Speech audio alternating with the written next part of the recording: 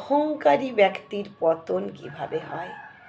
ঈশ্বর সব কিছু ক্ষমা করেন, দুটি জিনিস ক্ষমা করেন না। একটা হচ্ছে কোনো ভক্তের যদি চোখ দিয়ে জল বেরোয়, সেই জল ভগবান সহ্য করতে পারেন না। আর কেউ যদি অহংকার করে বসে, সেটাও কিন্তু ভগবানের সহ্য হয় না। তাই আজকে অনেক বড় ভক্ত দেবর্ষি নারদ, তিনি প্রচুর বড় ভক্ত কিন্তু নারায়ণের, কিন্তু কি হলো, নারদের মনে হঠাৎ করেই অহংকারের সৃষ্টি হলো। কি অহংকার? আমার মতো ভক্ত বোধহয় এই ত্রিভুবনে কেউ নেই, স্বর্গমত্র পাতাল সব জায়গাতে আমি সবচেয়ে বড় ভক্ত, এটা মনে মনে তার অহংকার জন্মালো। আর যেই বাবা অহংকার জন্মেছে, অমনি আমার স্বয়ং নারায়ণ কি করছেন, সেই অহংকারটা দূর করার জন্য, নারদকে শিক্ষা দেওয়ার জন্য মনে মনে একটা কি করলেন, বুদ্ধি কাটলেন। কি বুদ্ধি, সেটা আমি বলছি আপনাদেরকে, এই অহংকারটা পতন করার জন্য। তা নারদ বাবা নারায়ণ নারায়ণ করতে করতে আসছেন। কিভাবে আসছেন? কৃষ্ণ মুরারি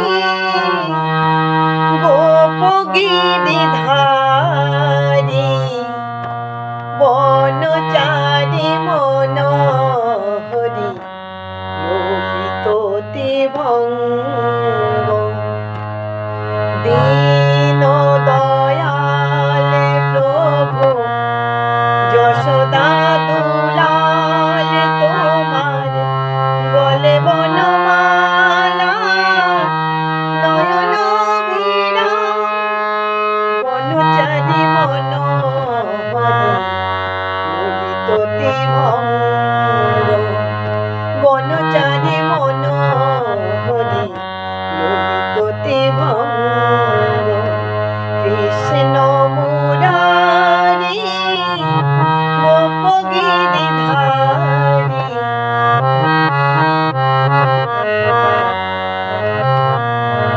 এরকম ভাবে নারদ মুনি আমার গান গাইতে গাইতে আসছেন। এদিকে অন্তর্যামী কি করেছেন, আগে থেকেই তো বুদ্ধি কাটিয়ে রেখেছিলেন। অসময়ে যখন আসছেন নারদ সন্ধ্যের পাড়ি কাছে কাছে, কি করেছেন, প্রভু আমার অসময়ে শুয়ে রয়েছেন। ও মা, আমরা নর্মালি দুপুরবেলা একটু হয়তো ভাত টাত খেয়ে বাঙালিরা ভাত ঘুম দেয়, আর বাকি রাত্রেবেলা ঘুম দেয়। হঠাৎ করে ভর সন্ধেবেলা যদি আমি শুয়ে থাকি, অবশ্যই আমার বাড়ির লোক এসে জিজ্ঞেস করবে তোমার কি কিছু হয়েছে, তুমি শুয়ে আছো। তো সেই রকম নারদ মুনিও এসে বলছে, প্রভু এ কি, আপনি এই অসময়ে শুয়ে আছেন কেন? বলছে, নারদ আমার খুব শিরোপীড়া হয়েছে, মানে মাথার যন্ত্রণা, সাংঘাতিক মাথার যন্ত্রণা, একদম যন্ত্রণায় আমার মাথা ফেটে পড়ছে, আমি বসতেও পারছি না, আর আমি কাল সূর্য ওঠার সঙ্গে সঙ্গে মারা যাব, এত যন্ত্রণা। নারদ তখন কাঁদছেন, প্রভু এ কি বলছেন আপনি, এটা কি বলছেন, কেন মারা যাবেন প্রভু, মারা কেন যাবেন, আমি এক্ষুনি যাচ্ছি, বৈদ্য নিয়ে আসবো, বৈদ্য নিয়ে আসলেই আপনি সেরে যাবেন। বলছে, নারদ দাঁড়াও দাঁড়াও দাঁড়াও, আমার যা শিরোপীড়াটা হয়েছে না, এটা বৈদ্যের কর্ম নয়, বৈদ্য দ্বারা সারবেই না, বৈদ্য দ্বারা যদি সারতো আমি তো বৈদ্য নিজেই ডেকে নিতে পারতাম, কিন্তু না, এটা বৈদ্য দিয়ে সারবে না। তাহলে প্রভু, প্রভু বলুন আপনার কি করলে সারবে, আপনি যা বলবেন, যেটা বলবেন, আমি আমার সাধ্য মতো চেষ্টা করব। শোনো নারদ, আমার এই যে শিরোপীড়াটা হয়েছে না, এটা তখনই সারবে যদি কোনো ভক্তের চরণধুলি তুমি এনে দিতে পারো। কি বলছেন প্রভু, ভক্তের চরণধুলি দিলে আপনি ভালো হয়ে যাবেন? এ আর এমন কি কথা, আমি এক্ষুনি যাব আর আসবো। বাবা তখন নারদ তো একরকম উড়ে উড়ে উড়ে উড়ে যেতেন, কোনো কিছু যানবাহন ছাড়াই, তো যেতে কত সময় লাগবে, সঙ্গে সঙ্গে যাবো আর আসবেন, এরকম বলে উনি গেলেন। কোথায় গেলেন? ব্রহ্মালোকে গেছেন। ব্রহ্মালোকে গিয়ে কি বলছেন, সেই ব্রহ্মকে বলছেন, কি বলছেন জানো, বলছেন, ও গো পিতা আমাদের প্রাণবল্লভ প্রাণ গোবিন্দ আর প্রাণে বাঁচবে না। ব্রহ্মা চমকে উঠেছেন, এ কি বলছো নারদ, কি বলছো এটা, প্রাণ গোবিন্দ প্রাণে বাঁচবে না মানে তোমার লজ্জা করে না এসব কথা বলতে? কেন প্রাণে বাঁচবেন না, কি হয়েছে আমার প্রাণ গোবিন্দের? পিতা, প্রাণগোবিন্দের প্রচুর চিরপীড়া করছে, মাথার যন্ত্রণা, আর উনি বলেছেন কোনো বৈদ্য দ্বারাই এটা সারবে না, কোনো ভক্তের চরণধূলি যদি দেন তবেই সারবেন। তাই আপনি যদি দয়া করে একটু চরণধূলি দেন, আপনি তো অনেক বড় ভক্ত পিতা, তো আপনি যদি একটু চরণধূলি দেন, ওই চরণধূলিটি আমি নিয়ে গেলেই উনি সেরে যাবেন। কি বলছো নারদ? তুমি জানো তুমি কি বলছো? তোমার কি সামান্যতম জ্ঞান নেই? তুমি কাকে চরণধূলি দিতে বলছো? যার নাম আমি চতুর্বদনে করি, যার নাম আমি অহর্নিশি জপি, সেই পতিত পাবন শ্রী মধুসূদনকে আমি কি কখনো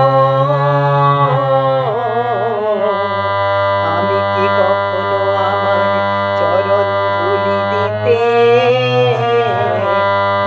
পারি? আমি কি চরণে ধুলি ওগো দিতে পারি? চরণে ধুলি ওগো দিতে পারি? তিনি আমার পতিত পাবন বিহারী, আমি কি চরণে ধুলি ওগো দিতে পারি? আমি পারবো না নারদ, তুমি ফিরে যাও, ফিরে যাও, তুমি এক্ষুনি এখান থেকে চলে যাও। আমি তাকে চরণধূলি দিতে পারবো না, সে আমার ধ্যান জ্ঞান বিহারী, তাকে আমি সারাক্ষণ ভজনা করি, এই চারটে চারটে মুখ দিয়ে আমি চারটে বদনে সব সময় তার নাম করি, না তার নাম জপি, আর কি না তার চরণধূলি আমি পাবো বলে এই নাম করি। আর তুমি কি না আমার চরণধূলি তাকে দেওয়ার জন্য তুমি আমাকে বলতে এসছো? চলে যাও এখান থেকে, এক্ষুনি চলে যাও। ত্রিভুবনে অনেক বড় বড় ভক্ত আছে, তাদের কাছে যাও, তারা তোমাকে ঠিক চরণধূলি দেবে, আমি পারবো না, তুমি এসো। নারদ মনে মনে ভাবছে, তাই তো, ব্রহ্মা দিলেন না, ঠিক আছে, অসুবিধা নেই, আমি যাই, কৈলাসে যাই। কৈলাসে গেলে সেখানে স্বয়ং মহাদেব বাস করেন, সেখানে গেলে মহাদেব কোনোভাবেই বারণ করবেন না, তিনি অনেক বড় বৈষ্ণব, প্রধান বৈষ্ণবের একজন, কাজেই তিনার কাছে গেলে অবশ্যই তিনি দেবেন। এইবারে তিনি কোথায় গেলেন গো? সেই মহাদেবের কাছে। মহাদেবের কাছে গিয়ে বলছে, সমস্ত কিছু বিস্তারিত বলেছেন বাবা, বলে দেওয়ার পরে মহাদেব বলছে, শোনো নারদ, আমাদের এখানে ভালো ভালো বৈদ্য আছে, যাও তুমি নিয়ে যাও কৈলাস থেকে, চাইলে আমিও তোমার সাথে যেতে পারি বৈদ্য নিয়ে। বলছে, না প্রভু, আপনাকে আমি কি বললাম? তিনি কি বলেছেন জানেন? বলে, ভক্তের চরণে ধুলি ওগো এনে দাও হে।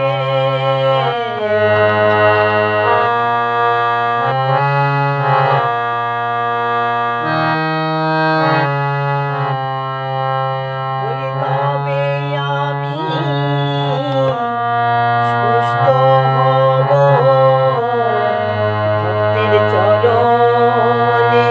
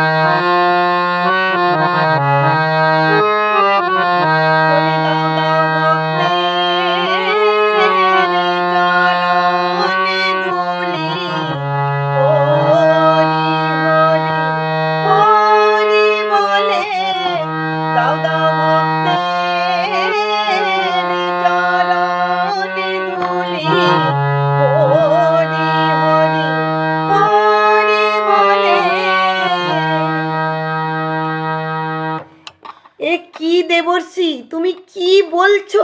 তোমার জন্য কি আমি নরকগামী হব? তোমার কি মাথার ঠিক নেই দেবর্ষি? তোমার যা মনে আসছে, যা মুখে আসছে তাই বলে যাচ্ছ। তুমি আমাকে বলছো আমি চরণধুলি দেব আমার ভগবানকে?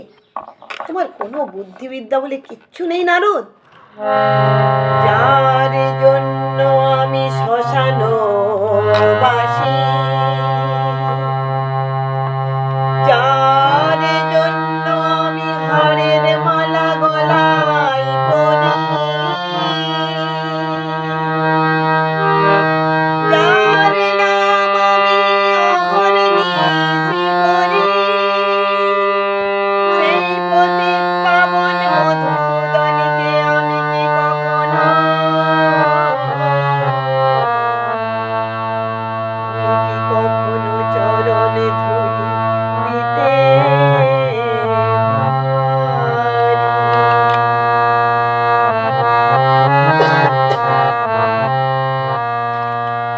আমার পক্ষে সম্ভব না। তুমি ফিরে যাও, তুমি ফিরে যাও, অন্য কোথাও দেখো। হে বাবা ভক্তগণ, কে দেবে চরণধুলি? কার এত স্পর্ধা আছে? আমরা পারবো ভগবানকে চরণধুলি দিতে? আপনি পারবেন না, আমি পারবো। কারো এত স্পর্ধা নেই। যে ভগবানকে আমরা অহর্নিশি জপ করি, তাকে পারবো চরণধুলি দিতে? কোথাও পাচ্ছে না নারদ চরণধুলি। স্বর্গ মর্ত পাতাল সমস্ত তোলপাড় করছে, কেউ দিচ্ছেন না। যখন কোথাও পেলেন না, তখন নারদ কি করলেন? ঠিক আছে, একটি মাত্র জায়গা আছে, দেখি আমি যাই। কোথায় গেলেন? সেই মথুরায় গেছেন। ওমা, মথুরায় কে আছে কৃষ্ণের? মথুরায় কে আছে বলুন তো? কৃষ্ণের সমস্ত স্ত্রীরা। মথুরা, দ্বারকা, মথুরা, ওখানে কৃষ্ণ ছিলেন। সেইখানে তাদের কাছে গিয়ে বলছেন, সেই কৃষ্ণের বধূদের কাছে গিয়ে কি বলছে? ও গো গো মথুরাবাসী, তোমাদের প্রাণপ্রিয়তম, তোমাদের প্রাণাধিক প্রাণবল্লভ, তোমাদের প্রাণের ঠাকুর আর প্রাণে বাঁচবে না। এই কথা শুনে সমস্ত মথুরাবাসী ছুটে এসে জিজ্ঞেস করছে, কেন কেন নারদ, কি হয়েছে আমাদের ঠাকুরের? কেন প্রাণে বাঁচবেন না? তুমি বলো নারদ, কি হয়েছে? না, তার শিরোপীড়া হয়েছে গো, মাথার যন্ত্রণা, আর তিনি বাঁচবেন না বলেছেন। কাল সূর্য ওঠার সঙ্গে সঙ্গে মারা যাবেন। নারদ, এরকম কথা তুমি বলবে না। আমাদের পতি কখনোই মারা যেতে পারেন না। তুমি এক কাজ করো, এই মথুরায় অনেক বৌদ্ধ আছে, তুমি নিয়ে যাও। আরে না, তার বৌদ্ধ দ্বারা সারবে না। তিনি বলেছেন, কোনো ভক্তের চরণধুলি যদি নিয়ে আসতে পারো, সেই চরণধুলি মাথায় যদি লাগায়, তবেই তিনি বাঁচবেন, নচেত বাঁচবেন না। নারদকে একরকম গলা ধাক্কা দিয়ে ওরা যেন বের করে দিচ্ছেন। বলছে, যাও, এখান থেকে যাও, আমরা চরণধুলি দেব?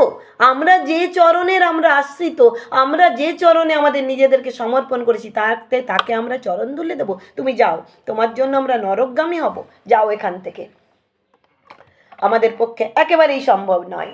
এই কথা শুনে দেবর্ষি নারদ মনে মনে চিন্তা করছে, আমি এত জায়গা গেলাম, স্বর্গ মর্ত পাতাল আমি তোলপাড় করলাম, কোথাও পেলাম না, তাহলে কি আমার প্রভুকে আমি বাঁচাতে পারবো না? এত বড় ভক্ত কোথায় আছে যারা কিনা প্রভুকে দেবেন চরণধুলি? খুব চিন্তা করে নারদের ইচ্ছে নেই, তাও একটু অনিচ্ছা সত্ত্বেও বললেন, ঠিক আছে, যাই একবার ব্রজবাসীদের কাছে যাই, বৃন্দাবন, সেখানে যাই, গিয়ে দেখি ব্রজবাসীদের বলি, ওরা যদি দেয়।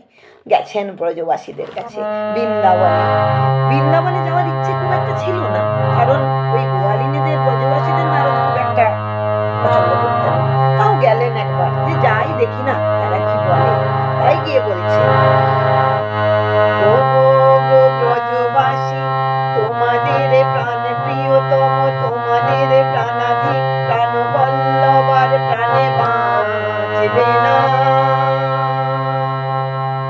এই কথা শুনে হাজার হাজার ব্রজবাসী ছুটে এসেছে। ও নারদ, বলো বলো বলো, কি হয়েছে, কি হয়েছে আমাদের প্রাণের ঠাকুরের? তিনি কেন প্রাণে বাঁচবেন না? তা তিনি যে অসুস্থ, তার শিরোপীড়া হয়েছে, মাথার যন্ত্রণা। ও এই কথা। কত আমাদের এখানে বৌদ্ধ আছে, যাও যাও যাও নিয়ে যাও। ওগো বৌদ্ধতে সারবে না, তাহলে তো আমি বৌদ্ধ নিয়ে যেতাম। তাহলে কি করলে সারবে সে কথা বলো। সারাতে যদি পারো তোমরাই পারবে, আমরা আমরা প্রভুকে সুস্থ করতে পারবো। বলো বলো বলো নারদ, বলো আমরা কি করলে পারবো, কি করলে আমাদের প্রভু সুস্থ হবে, একটু বলো। নারদ বলছে, তোমরা যদি কোনো ভক্তের চরণধুলি এনে দিতে পারো তাহলে তিনি সুস্থ হবেন। কি বলছো নারদ? চরণধুলি দরকার ভক্তের, ভক্তের চরণধুলি দরকার, আর এই কথা তুমি এত পরে বললে? গোপীদের অনুরাগ দেখুন। বলছে, নারদ তুমি এত বোকা আমরা জানতাম না। হাজার হাজার ব্রজবাসী সব ছুটে এসে এই কথা বলছে, নারদ নাও নাও নাও, আমাদের চরণধুলি নিয়ে যাও, আমরা তো ভক্ত, যাও যাও যাও আমাদের চরণধুলি নিয়ে যাও। হাজার হাজার ব্রজবাসী ছুটে এসে চরণধুলি দিতে গেল। আর নারদ যেই এই কথা শুনেছে বলছে, সাবধান ব্রজবাসীগণ, সাবধান, তোমরা কাকে চরণধুলি দিচ্ছ তোমাদের মনে আছে তো? স্বয়ং গোবিন্দ, ত্রিভুবনের প্রতি জগৎপতি জগতীশ্বর, তাকে তোমরা চরণধুলি দিচ্ছ, তোমাদের লজ্জা করে না? বলছে, কাদের সাবধান করছো নারদ? কাদের? আমাদের। তুমি জানো নারদ,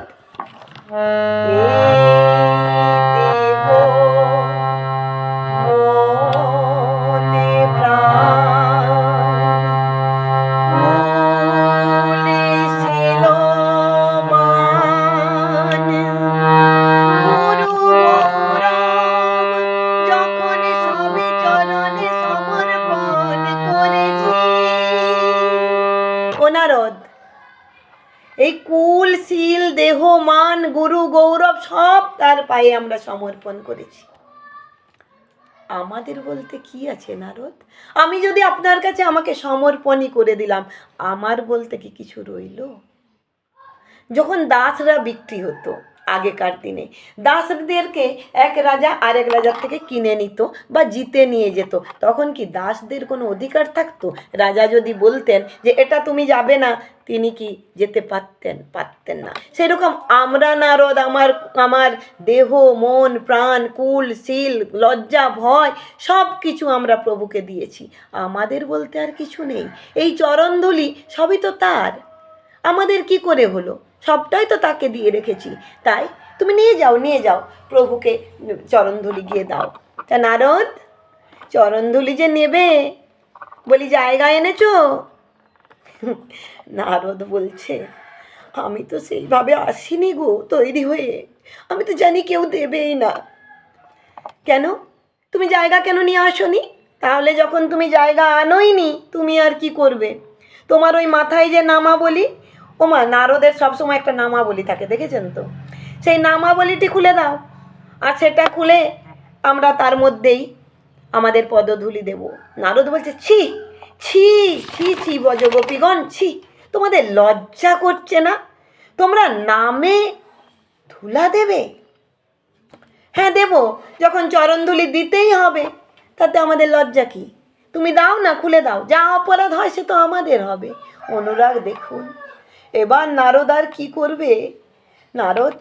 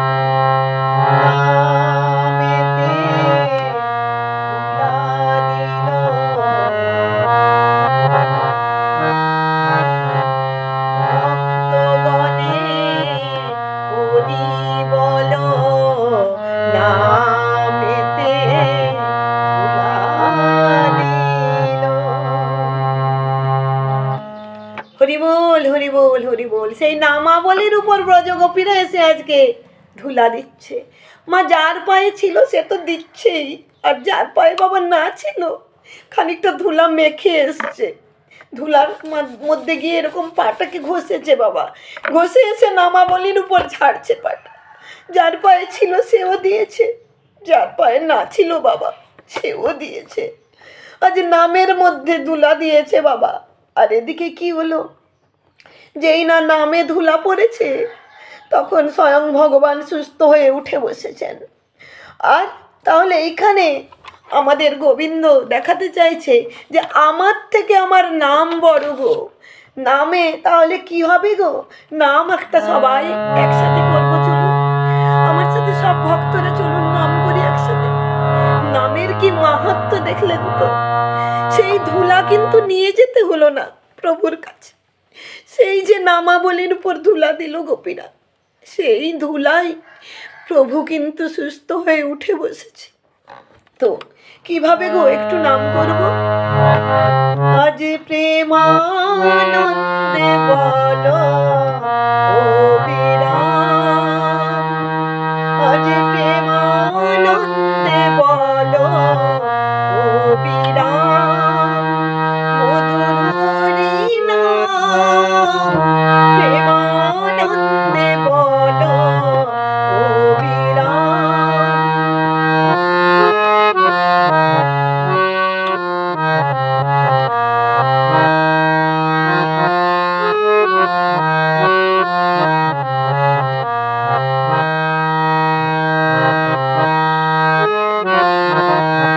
হরে কৃষ্ণ হরি বলে চলো রে মনে ব্রজধাম, হরে কৃষ্ণ হরি বলে চলো রে মনে ব্রজধাম, প্রেমানন্দে বলো অভিরাম, মধুর হরি নাম প্রেমানন্দে বলো অভিরাম।